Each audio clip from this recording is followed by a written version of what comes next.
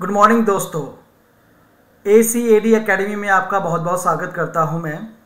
जैसा कि आपको पता है कि पहले मेरे यूट्यूब चैनल का नाम था बौद्धम फ्री एजुकेशन सेंटर। मैंने इसका नाम चेंज करके ACAD एकेडमी रख दिया है। ACAD का मतलब होता है a concept of the day. ठीक है, तो आप मेरे इस चैनल का नाम ध्यान रखिएगा और इसको सब्सक्राइब कीजिएगा। जैसा कि मैंने आपको बताया था कि मैं काफ़ी सारी प्रैक्टिस सेशन लेके आने वाला हूं। मैंने हिंदी का प्रैक्टिस सेशन बनाया था, आज मैं SST का प्रैक्टिस सेशन लेके आया हूं, यानी कि सामाजिक विज्ञान। इसके जो क्वेश्चन हैं वो आपके TGT एग्ज़ाम में आ सकते हैं, चाहे वो DSSB हो या KVS हो या NVS हो या RPSC हो। RPSC यानी कि राजस्थान की जो सेकेंड ग्रेड की परीक्षा होती है, RPSC सेकेंड ग्रेड की। ठीक है, तो ये क्वेश्चन मैं आज आपको लेके आया हूँ। क्वेश्चन हर जितने भी एग्ज़ाम्स होते हैं क्वेश्चन सेम होते हैं, थोड़ा बहुत बस पूछने का तरीका बदल जाता है। ठीक है दोस्तों, तो चलिए हम शुरुआत करते हैं SST की, TGT SST के क्वेश्चन की।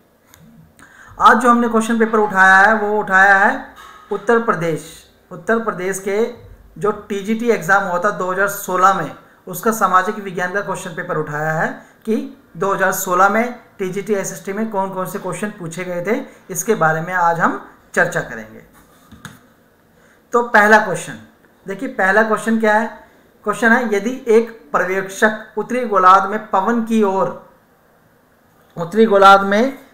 ओर पीठ करके खड़ा है तो दाब उनके दाएं हाथ की अपेक्षा बाएं हाथ पर निम्न दाब होता है और दक्षिणी गोलार्ध में दाब उसके दाएं हाथ पर निम्न होता है, तो यह कौन सा नियम कहलाता है?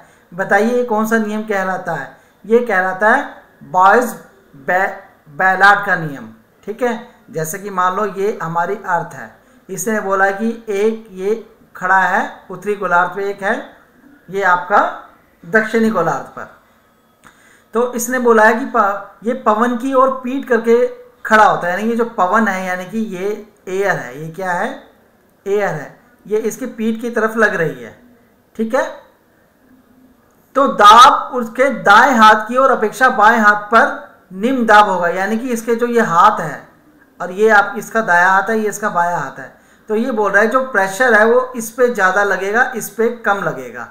ठीक है, और दक्षिणी गोलार्ध में ये इसका उल्टा होगा, यानी कि जो दाब होगा वो यहाँ ज़्यादा होगा, यहाँ पे कम होगा, क्योंकि हवा इस तरफ से बह रही है और जब हवा इस तरफ से भी आएगी तो ये इसका उल्टा हो जाएगा, यानी कि ये बायां हो जाएगा और ये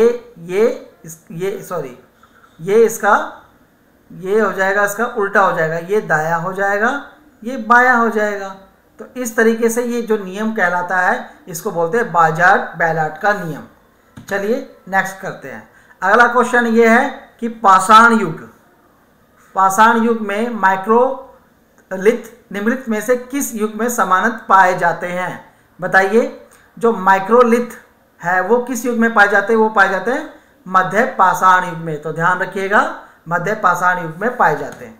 अगला क्वेश्चन, एक वस्तु की मात्रा जो एक ग्राहक एक बाजार में एक विशेष मूल्य का विशेष समय में खरीदता है वह कहलाती है। इकोनॉमिक्स में से क्वेश्चन आया हुआ है, तो बताइए इसका आंसर क्या होगा? वो कहलाती है मांग।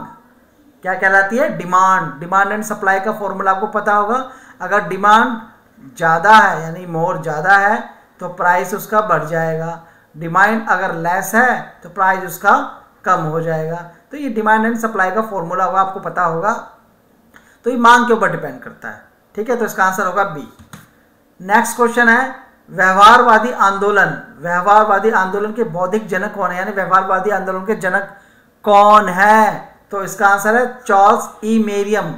चार्ल्स ई जो मेरियम है वो व्यवहारवादी आंदोलन के बौद्धिक जनक कहलाते हैं। अगला क्वेश्चन है, मछली पकड़ना के अंतर्गत आता है। तो मछली पकड़ना किसके अंतर्गत आता है? ये प्राथमिक गतिविधि होती है, 3 गतिविधियां होती है, प्राथमिक, द्वितीयक और तृतीयक और चतुर्थक। प्राथमिक में जो जैसे कृषि करना हो गया, मछली पकड़ना होगा, ये आता है। द्वितीयक में और आपका आ जाता है फैक्ट्री यानी कि कंस्ट्रक्शन का काम। तृतीयक में सेवाएं आ जाती है। तो इस प्रकार से ये प्राथमिक गतिविधि में आएगा। अगला क्वेश्चन है, ऑसवान परियोजना की एक परियोजना थी, यानी ऑसवान परियोजना कहाँ थी? कहाँ की परियोजना थी? तो ये परियोजना थी मिस्र की। ओसवान परियोजना कहाँ की थी? मिस्र की। अगला क्वेश्चन, अल्फा अल्फा है यानी कि अल्फा अल्फा क्या है? तो अल्फा अल्फा एक प्रकार की घास है। ध्यान रखिएगा, अल्फा अल्फा क्या है? एक प्रकार की घास है। फिफ्थ क्वेश्चन, कोरोमंडल तट में स्थित है, यानी कोरोमंडल कहाँ स्थित है? कोरोमंडल तमिलनाडु में स्थित है, सबको पता है। और आपको पता है कोरोमंडल तट ऑस्ट्रेलिया में भी के जो किनारे वहाँ पे भी स्थित है। ठीक है, ध्यान रखिएगा। केरल और तमिलनाडु में है ये, केरल भी इसका होगा। अगर केरल भी होता तो केरल में भी आता कोरोमंडल, जहाँ पे मूंगा स्टोन मिलता है। क्या मिलता है? मूंगा स्टोन, लाल रंग का पत्थर होता है ये। ठीक है, ध्यान रखिएगा। अगला, निम्नलिखित ग्रहों में से कौन सा ग्रह बाह्य ग्रह है? बाह्य ग्रह, छठे का बाह्य ग्रह कौन सा है बताइए? सी। देखिए ये हमारा सौरमंडल होता है, ये सौरमंडल है इस तरीके से, ये सूर्य है। बाह्य ग्रह कहते हैं, जो बाह्य ग्रह का मतलब क्या होता है? जो ऐसे ग्रह जहां पर सरफेस ना हो, भूमि ना हो, मतलब जितने भी ग्रह मंगल ग्रह के बाहर है वो सब बाह्य ग्रह कहलाते हैं। जितने भी ग्रह मंगल ग्रह के बाद जो आते हैं वो बाह्य ग्रह कहलाएंगे। तो यहाँ पे उरेनस क्या हो गया? बाह्य ग्रह। अगर यहाँ पे बृहस्पति होता यानी कि जुपिटर होता तो भी वो बाह्य ग्रह होता, अगर सैटर्न होता तो भी वो बाह्य ग्रह होता। लेकिन यहाँ पे ऑप्शन में क्या दिया है? यूरेनस, तो वो बाह्य ग्रह है। शुक्र बाह्य ग्रह नहीं है, इंटरनल है। मंगल भी इंटरनल है, पृथ्वी इंगल है। तो इसका आंसर क्या हुआ? 6 का सी। अगला क्वेश्चन, 7वां क्वेश्चन, महाद्वीपीय धारा के सिद्धांत के अनुसार 250 मिलियन वर्ष पूर्व केवल एक महाद्वीप और एक महासागर था। उस महासागर का नाम क्या था बताइए?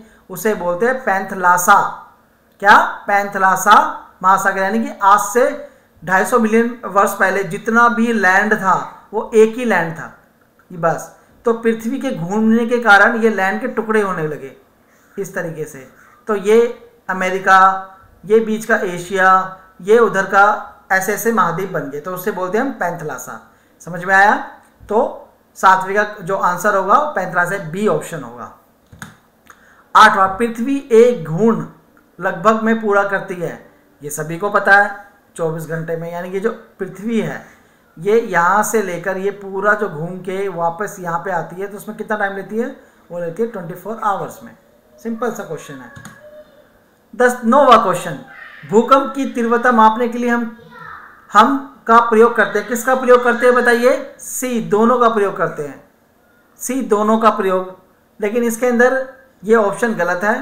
देखिए, भूकंप मापने के लिए हम एक तो सिस्मोग्राफी का यूज़ करते हैं और ये रिएक्टर पैमाना पे मापा जाता है। तो इसमें सिस्मोग्राफी है नहीं। तो जहाँ तक देखा जाए तो आंसर जो उसका होगा ये बी ही सही होगा, क्योंकि दोनों में तो कोई ऑप्शन दिया नहीं हुआ।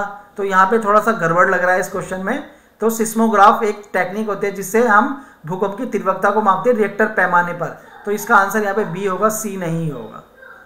अगला क्वेश्चन है, शहरी और औद्योगिक केंद्रों में जब धुएं के साथ कोहरा मिल जाता है तो इसे क्या कहते हैं? इसे कहते हैं धूम कोहरा। यानी कि शहरी, यहाँ पे जब ठंड पड़ती है तो धुंध तो पड़ती है और धुंध के साथ पॉल्यूशन भी मिक्स हो गया तो उसको बोलते हैं धूम कोहरा। ठीक है, नेक्स्ट क्वेश्चन, 11 क्वेश्चन, निम्नलिखित में से कौन सा भारत के पूर्वी तट में शीत ऋतु की वर्षा में अत्यधिक उत्तरदायी है? यानी शीत ऋतु में कहाँ वर्षा होती है उसके लिए कौन सा उत्तर चक्रवात उत्तरदायी है, ये पूछ रहा है।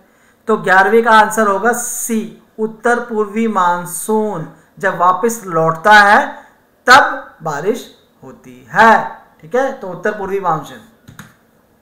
12वां क्वेश्चन, महासागरों और सागरों में पाई जाने वाली औसत लवणता क्या है? यानी महासागर और सागर में जो लवणता है, लवणता का मतलब होता है किसी भी जल में, क्या है ये? जल में किसकी? नमक की मात्रा। किसकी मात्रा? नमक की मात्रा को हम बोलते हैं लवणता। तो महासागर और सागरों में नमक की मात्रा पूछी गई है, कितना होता है?